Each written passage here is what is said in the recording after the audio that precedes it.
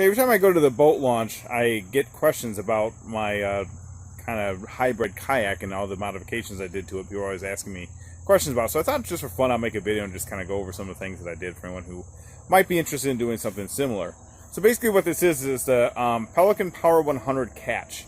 And it's kind of like a modified kayak type boat.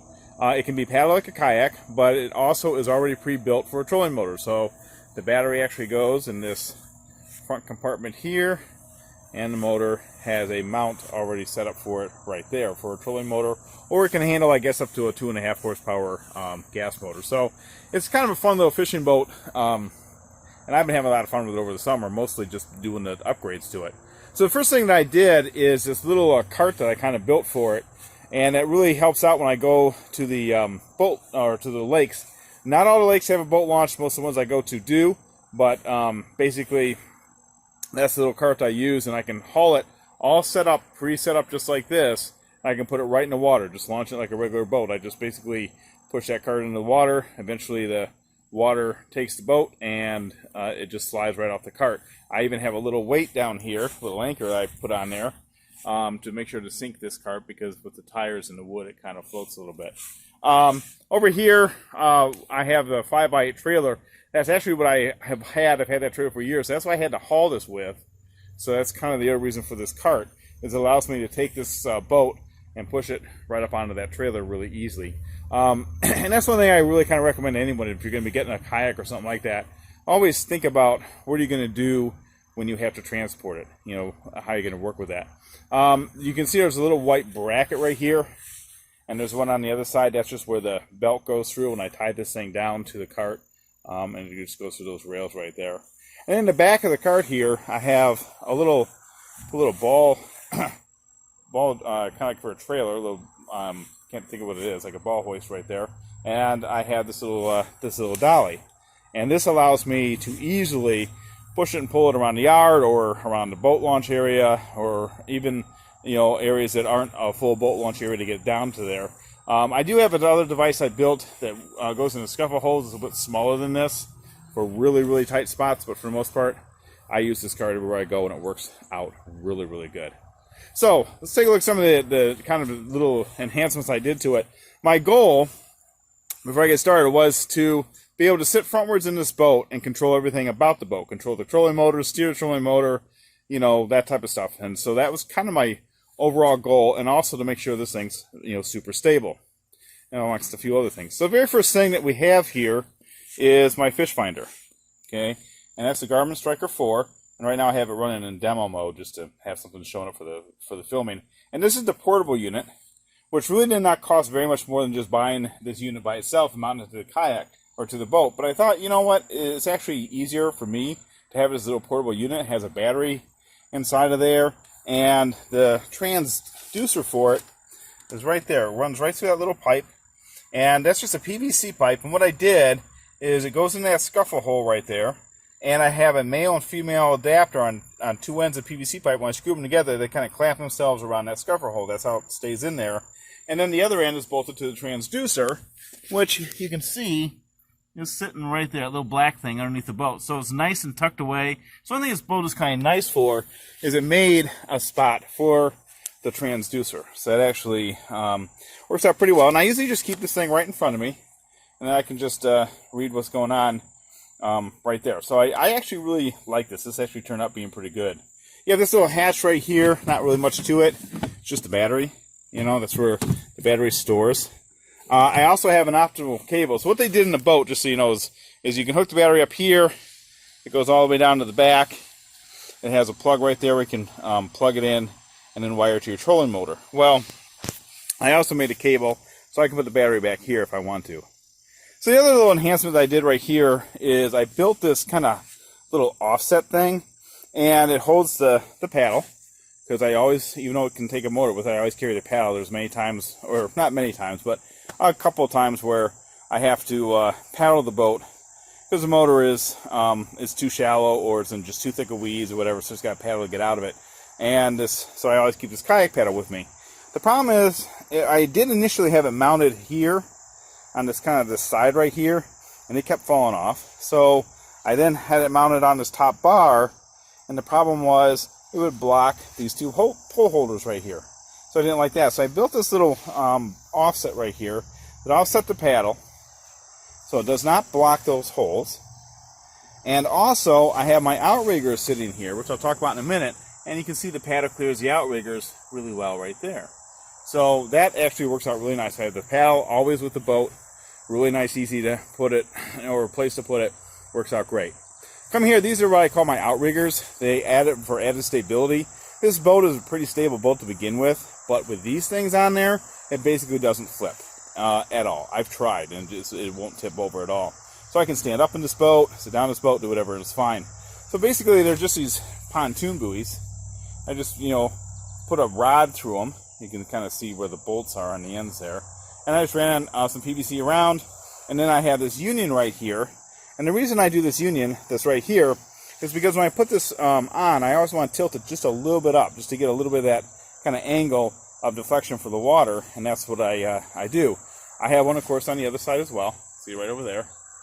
And I have this pipe. I put these little T's, you see one right here, and I do that so the pipe doesn't rotate, okay? And I have it bracketed to the boat. This is the only holes I drilled in this boat, was these 4 holes that I used for these brackets, and I did use walnuts for them. I know they say walnuts aren't good with a lot of weight, but actually this held up really well so far, and it's pretty much attached there. So this probably one of the best things I did next to the cart was these stabilizers, because they go on in 30 seconds, and I'll tell you, the stability is unbelievable. I mean, just will not tip. We're just great. Anyway, coming back over here, I took a trolling motor, mounted it on the back. Of course, you see I have no head on my trolling motor because I did not want to be turned around in my seat having to drive this boat. Now, this is a 360 seat that comes with the boat, which is actually really nice. But even with the 360 seat, I don't want to be messing around with it. So here's what I did. Because I got to thinking about it, and I said, well, I want to be able to plug the power source in, and I want to be able to plug the trolling motor in, because I take the battery and trolling motor off each time. So I built this little box right here. If you open it up, you can see there's the plugs.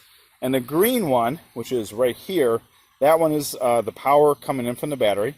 And then this blue one and the red one, those are the trolling motor plugs. So they're coming out from the trolling motor. So this one is power supply, and then the other two are trolling motor.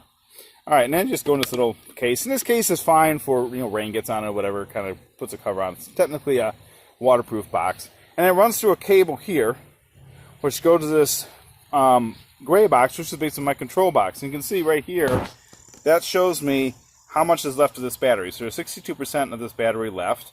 Okay, and then of course if you add power to it, that's going to start to be reduced.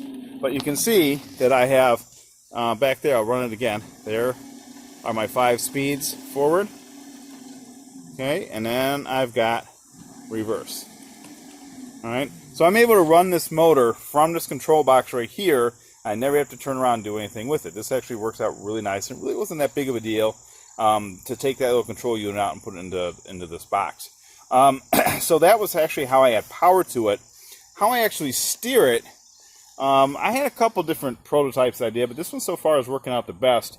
So really what it is it's just 2 copper pipe brackets mounted back to back, and then I have these eye bolts, you can see right here, and over on this side, I have these eye bolts that screw into it, and then I just got some some string attached to the eye bolts. The string comes down, and it loops around these little eye bolts right here. There's one here, and there's one over there. And you can see that when it loops over these eye bolts, it stays in the upright position. You also see that it has these little handles right here.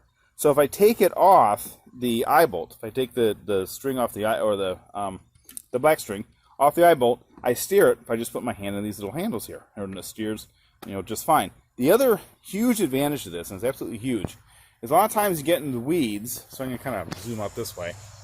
A lot of times what you do is you get into the weeds and it bounds out the trolling motor. The trolling motor just won't work. So what this does is if I pull on both the handles simultaneously and evenly, it will pull this motor right out of the water.